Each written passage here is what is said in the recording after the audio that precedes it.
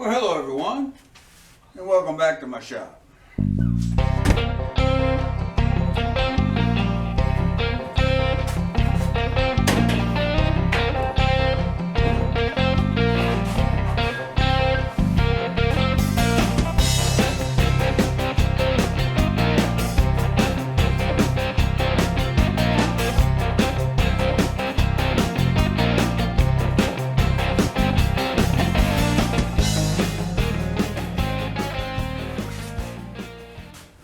Welcome. It's been a rainy week. It's been a rainy 2 weeks. I haven't been able to get much seat time in the truck nor the vet. And well, today, still rainy. I've decided I'm going to go ahead and cold start this dude and let him run a little bit.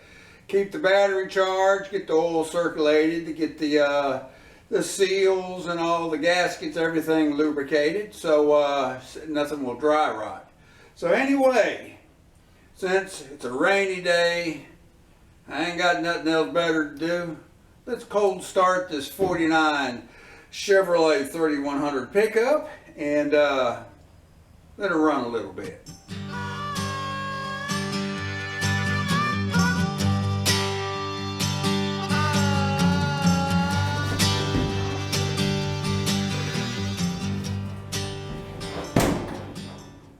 Alright, I've done several videos on this particular engine and its setup and everything.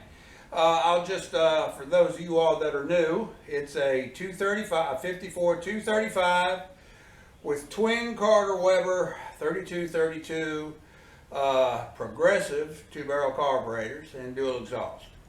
And it hasn't been started in a couple weeks, and so what I'm going to do, I know, since it's not been started in a while, that the fuel bowls have probably evaporated enough to where there's not even enough to squirt any gas in it to start. So I am going to floor the throttle pedal so it will set the chokes.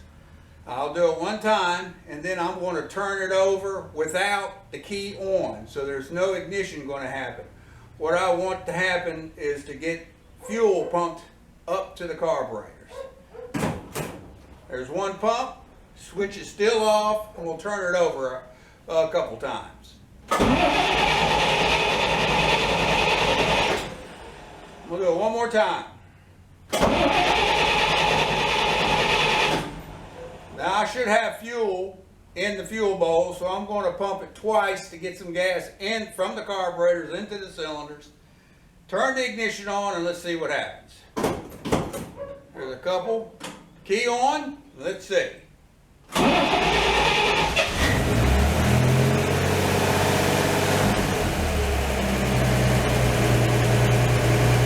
kicked it down once so it would not go so high.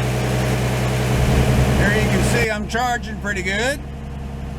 About a half tank of gas. Oil pressure peg max 30. Temperature hadn't even begun to rise yet. And there's my tach. We're looking at about 1150 RPM. I'm going to let it idle at that for about another minute or so, and we'll see if it'll kick down some. Again, it hadn't run in well over 2 weeks, so maybe even 3. So it won't kick down real fast yet.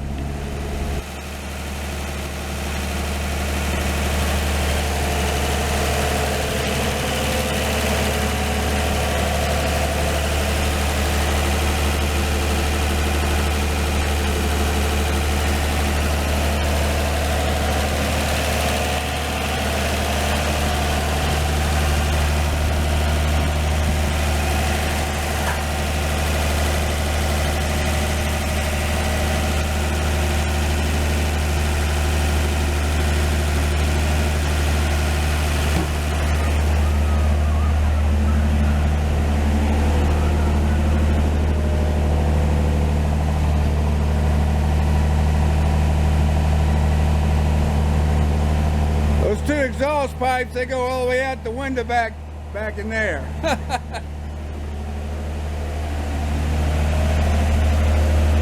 We'll see if it'll kick down.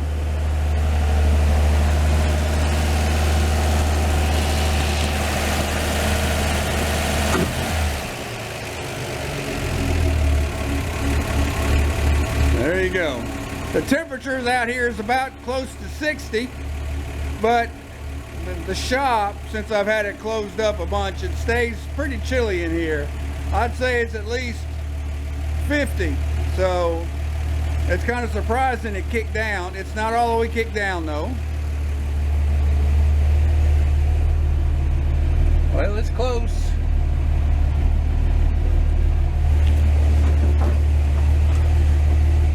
Maybe get the steering wheel out of the way. There we go. Oh, it's about 750 RPM, almost 800. When this thing is fully warmed up, it's going to be down around 650, between 650 and 7.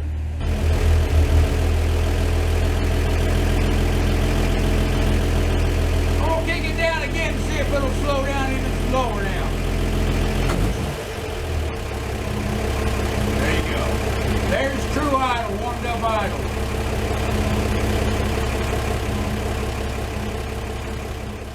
All right.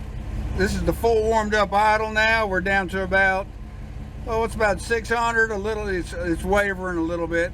Now, once it warms up, it'll pick up a little bit between 650 and maybe 700. When I put my digital tack on it, that's what it shows. Of course, it's analog.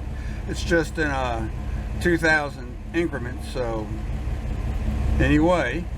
And you can see, you can tell it's, my temperature now is up to close to operating temperature here.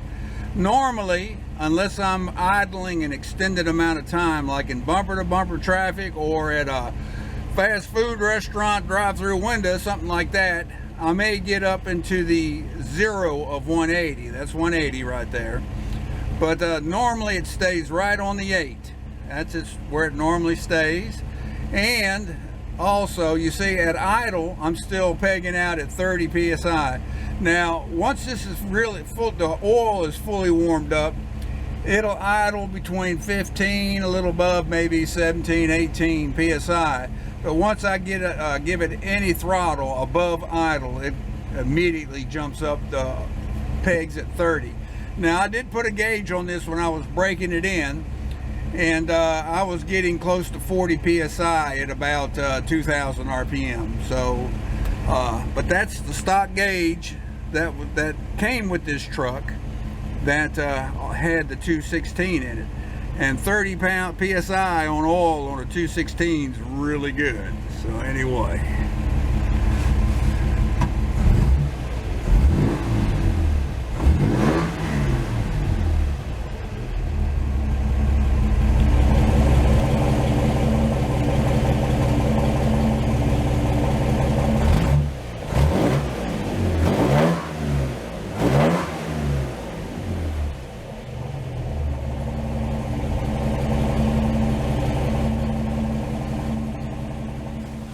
Alright, I let it run about 5 minutes, enough to for the oil pressure to drop down a little bit while it was idling.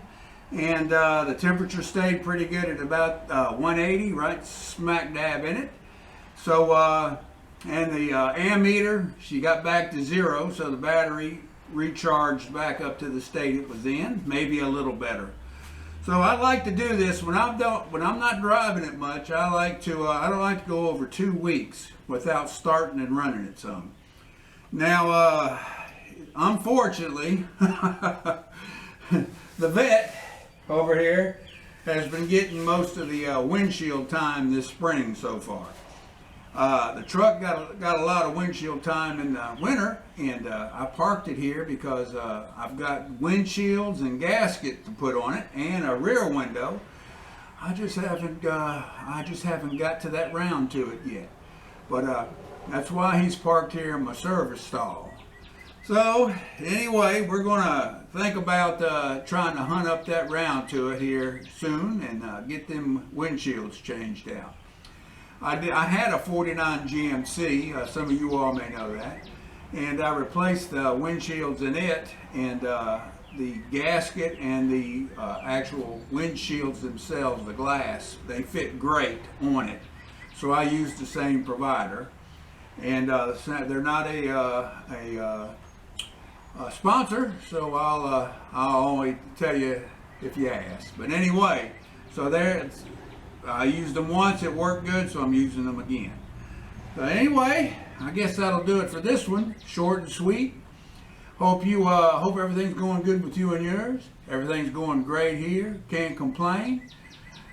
Other than all the rain, but it won't do me no good to complain about it anyway. Come a week or two, we'll be complaining about lack of rain. Of course, I'll be mowing a bunch then, but still, won't do me no good to complain about it anyway. Just carry on and take care of that business. So have a good one, and I hope to see you around on the next one. See ya.